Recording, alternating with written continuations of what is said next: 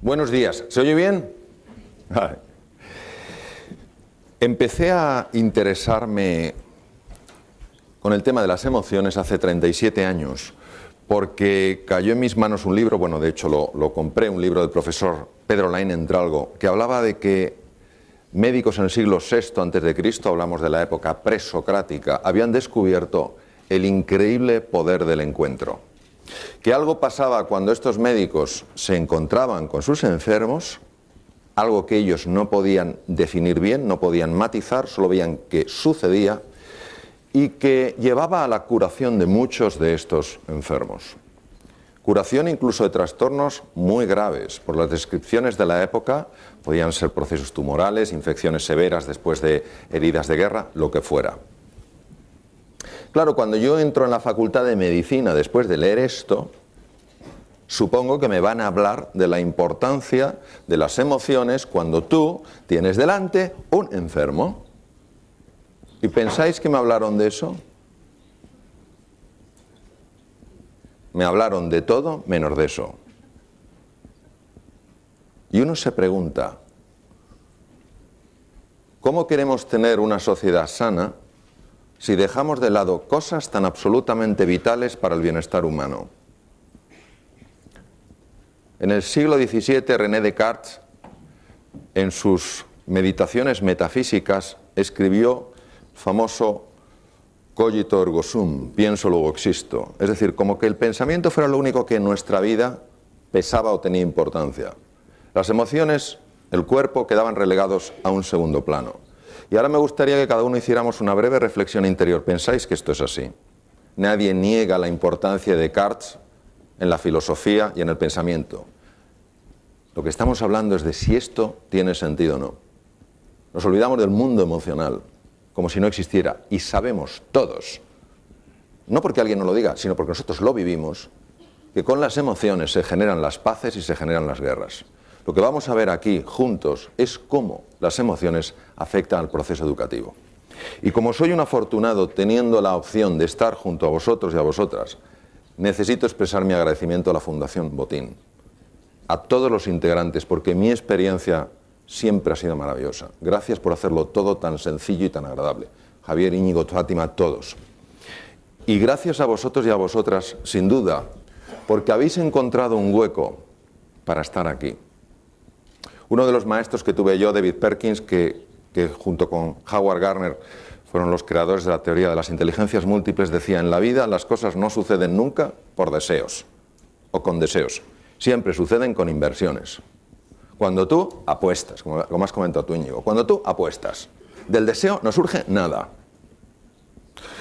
Por eso la experiencia emocional de enseñar y aprender. Y voy a ser provocativo en el sentido, creo, hermoso de la palabra. Y lo primero es un reconocimiento. Es mi reconocimiento a todos vosotros y a todas vosotras, porque el proceso educativo, siendo el más importante de todos los procesos que hay en la sociedad, a veces es el menos valorado. Es una sociedad profundamente incoherente y profundamente inauténtica, donde habla de la importancia de la educación y ves que muchas veces se destinan muchos más fondos a verdaderas tonterías que no al proceso educativo. Por tanto, mi reconocimiento. Y mi reconocimiento también de que en el proceso educativo estamos todos. Cuando uno coge con un dedo y señala a una escuela y dice: es que no sabéis enseñar, tenemos que recordar a Gandhi, que decía: cuando señalas a alguien con un dedo, recuerda que hay tres que te señalan a ti. En el proceso educativo estamos todos, estamos padres, estamos profesores, estamos todos. Por tanto, la reflexión y la provocación es al sistema educativo en su conjunto. Aquí no hay culpables, todos hemos de ser responsables de ver cómo podemos mejorarlo. Mirad, el factor humano es tremendamente complejo, por tanto no podemos dogmatizar sobre algo que es de tal dimensión, de tal hondura y de tal calado. Los enigmas los podrá resolver la ciencia, los misterios nunca los podrá resolver. Albert Einstein decía que ante un misterio hay que acercarse con humildad y fascinación. El ser humano no es un enigma, es un misterio. Por tanto, vamos a hablar de un misterio con la humildad que requiere hablar de misterios y vamos a reflexionar juntos.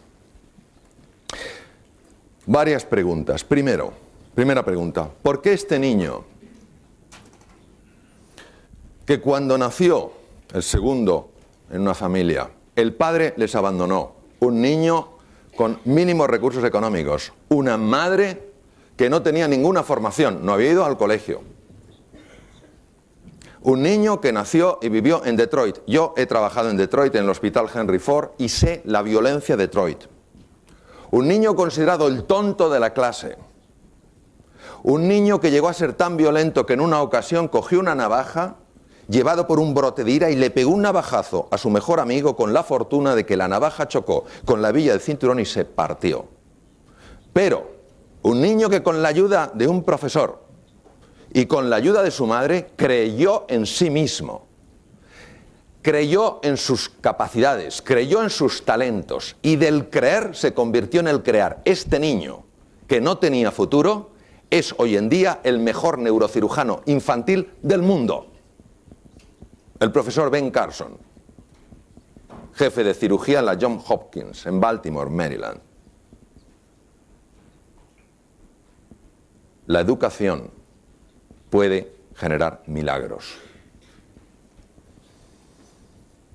Ahora bien, esto se lo debo a Sir Ken Robinson, que ha hecho uno de los estudios más importantes que hay de creatividad en el mundo. Cuando los niños tienen entre 3 y 5 años de edad, si les sometes a un test de creatividad, el 98% lo pasan. Si tienen 8 o 10 años de edad, solo el 32% lo pasa. Si tienen entre 13 y 15, solo el 10% lo pasa. ¿Quién tiene aquí más de 15 años? Pues sabéis lo que nos toca. Es decir, algo en el proceso educativo que, repito, del cual formamos parte todos, va reduciendo la creatividad sistemáticamente. Y esto es una reflexión que todos como sociedad nos tenemos que hacer. No para acusarnos unos a otros, sino para unarnos un esfuerzo común para ver por qué sucede esto. Todas habéis oído hablar de un test que antes se hacía, que se llamaba test de cociente intelectual, le llaman de coeficiente intelectual, no es correcto, es de cociente intelectual, y que se suponía que cuando tú pasabas por este test, te ponían un sello, listo o lo otro.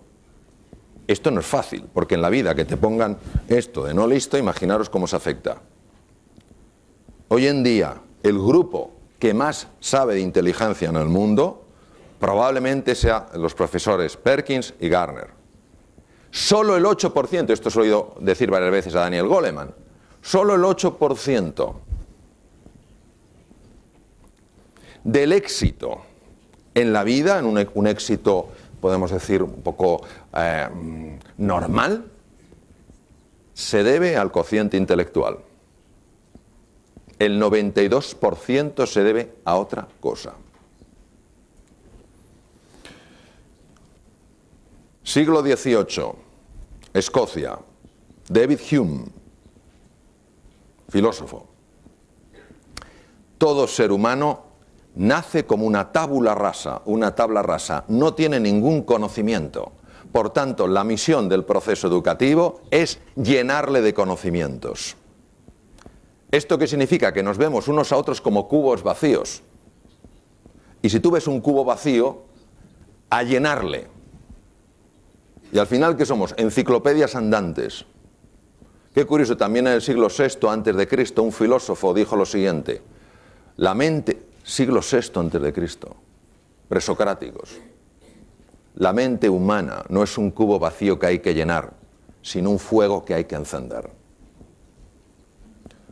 Hay niños que pasan por el proceso educativo y nadie ha detectado su talento fundamental y salen del proceso educativo pensando que no tienen talento ninguno. Y repito, en el proceso educativo somos parte todos, yo el primero. Por tanto, ¿cómo acceder a ese potencial? ¿Cómo acceder a ese talento que no ha aflorado? A esa energía que no ha despertado. Eso es lo que vamos a ver. Algunos de los caminos, algunas de las posibilidades, algunas de las alternativas.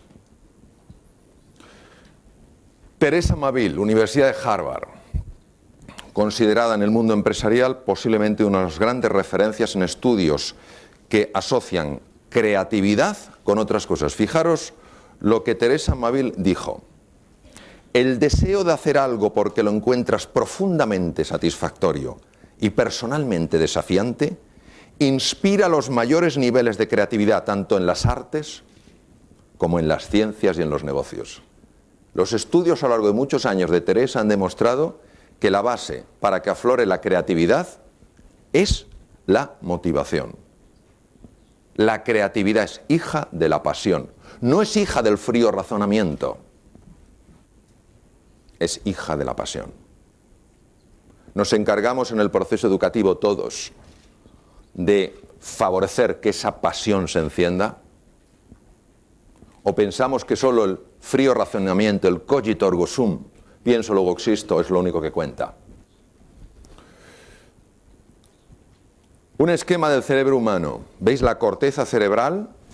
Esa parte arrugada que tiene mucho que ver con los procesos de razonamiento, los procesos de negociación, los procesos de toma de decisiones. Y veis en el centro una estructura compleja de múltiples colores. Vamos a verla de manera tridimensional. Se llama sistema límbico. ¿Por qué se llama sistema límbico? Porque la palabra limbo quiere decir frontera a otro mundo y también anillo, viene del griego. El sistema límbico es igual al cerebro emocional. Vamos a ver la importancia que tiene que cuidemos la situación emocional de los pequeñitos, de los medianos y de los adultos, precisamente para que la corteza cerebral funcione bien y precisamente para que el proceso creativo aflore. Esto sí me gustaría que lo apuntarais, porque os voy a comentar las 6 motivaciones que hacen que todos los seres humanos hagamos absolutamente todo. La primera es una motivación que es aquella que nos conduce a buscar la seguridad. Tenemos una necesidad de seguridad y de control. Otra es la necesidad de sentirnos valorados, de sentir que contamos, de sentir que somos algo, de no sentirnos ninguneados. La otra motivación busca cubrir la necesidad de aventura, de desafío, de reto. La otra motivación busca cubrir la necesidad de pertenencia, de ser parte de un grupo. La quinta, de crecer, de aprender, de evolucionar. Y la sexta, de contribuir. Contribuir al bienestar de otras personas más allá de lo que eres tú, es decir, salirte de la dimensión del ego. Cuando un ser humano tiene cubiertas estas 6 necesidades, está emocionalmente equilibrado. Cuando no tiene cubiertas estas necesidades, está enajenado, y quiere decir fuera del eje, fuera del equilibrio. No todas pesan lo mismo. Las 6 hay que cuidarlas. Y no las cuidaremos si ni siquiera en nuestro lenguaje existen, si no pensamos que existan. Cerebro humano. Esto es una resonancia funcional magnética coloreada con el ordenador. ¿Qué sabemos en relación al cerebro humano? Sabemos, mirad, que cuando una persona, imaginaos un niño o un adulto, es igual, cuando una persona en un entorno académico, en un entorno educativo, se siente insegura, pasa algo en su cerebro radicalmente diferente a si se siente segura. Si una persona en un entorno educativo no se siente retada, pasa algo diferente a si se siente retada. Si no siente que contribuye, pasa algo diferente a si siente que contribuye. Si no se siente valorado o valorada, pasa algo radicalmente diferente si se siente valorado. ¿Qué es lo que pasa? Veréis. Cuando sí se siente valorado, cuando sí se siente seguro, segura, cuando sí siente que puede contribuir, cuando sí se siente retado, retada, hay un aumento en el riego de la parte anterior del cerebro humano, área prefrontal, detrás de la frente y encima de las órbitas. ¿Qué hace esta área prefrontal? Esta área prefrontal es la base de la inteligencia. Cuando tú tienes sangre en la zona prefrontal de verdad, es ese momento donde el día transcurre, que todo fluye. Los problemas los resuelves con una facilidad y dices, pero ¿cómo lo resuelto tan fácilmente? Tu manera de darte cuenta de lo que es importante es espectacular. Aprendes con rapidez. Pero cuando estás en el otro lado, cuando no te sientes seguro, cuando no te sientes valorado, cuando no sientes que puedes contribuir, etcétera, etcétera, hay una pérdida del riego prefrontal. Y esto se ha visto con resonancia funcional magnética. 2. Cuando sí sientes que esas necesidades se cubren, esto que veis a la izquierda, las espinas dendríticas de Cajal, esos pinchitos que salen de las dendritas de las neuronas, aumentan en número. Estamos hablando de algo de tipo físico. ¿Para qué? Para que se conecten con más neuronas, fenómeno llamado neuroplasticidad. Es decir, la reinvención cerebral es una realidad, no solo en niños, sino también en adultos. Y la clave es el mundo emocional. Si tus necesidades las sientes cubiertas, te sientes desafiado y a la vez te sientes acompañado, lo cual te da seguridad, sabes que puedes contribuir, eres valorado, etcétera, etcétera, hay un aumento en la neuroplasticidad. No solo eso, hay un aumento en lo que se llama la neurogénesis. Lo que veis a la izquierda son células madre cerebrales, stem cells. Células madre cerebrales empiezan a emigrar a una estructura llamada el hipocampo, que es lo que tenéis a la derecha, y se transforman aproximadamente una media de 3 semanas en neuronas. ¿Qué hace esa estructura llamada hipocampo? Es básica en los procesos de aprendizaje. Y de eso va el sistema educativo, de aprender cosas valiosas, ¿no? Curioso, desencadenado por el mundo emocional. El cogito ergo sum se quedó corto. Somos mucho más que pensamiento. Sistema reticular activador ascendente. Damas que estáis aquí, levantar por favor la mano aquellas que alguna vez hayáis estado embarazadas. Y decidme ahora una cosa. Cuando os enterasteis que estabais embarazadas, ¿a que había más embarazadas por la calle? Caballeros y damas que estáis aquí, que os comprasteis un coche nuevo, una moto nueva, ¿verdad que cuando lo comprasteis empezasteis a decir, caray, desde que me lo he comprado se ha puesto en moda? Pues empiezas a verlo. Esto es el sistema reticular activador ascendente. Tú estás motivado y esto es como una luz que empieza a buscar. Albert Bandura, catedrático de Psicología en la Universidad de Stanford en San Francisco, demostró lo siguiente. Cuando una serie de jóvenes estaban atascados en un problema de matemáticas, si el profesor se acercaba y les decía, ánimo, tú puedes, seguro que encuentras un camino. Reflexiona, ¿cuántas veces en tu vida has resuelto retos? Se liberaba una hormona en la sangre llamada beta-endorfina. Pero si el profesor, en lugar de decirle a ese alumno atascado en el problema, le decía, estás atascadillo, ¿verdad? Si yo creo que tú no das la talla. No solo no subían los niveles de beta-endorfina, la beta-endorfina no aparecía, sino que subían los niveles de una hormona llamada cortisol. La beta-endorfina es una hormona que facilita el funcionamiento cerebral. El cortisol es la hormona del miedo. Precisamente bloquea el funcionamiento cerebral. Fijaros qué maravilla la capacidad de respuesta, es la responsabilidad que tenemos para transmitir a la gente su valor.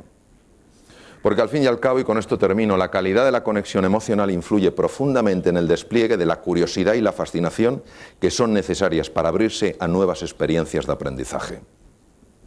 Muchas gracias.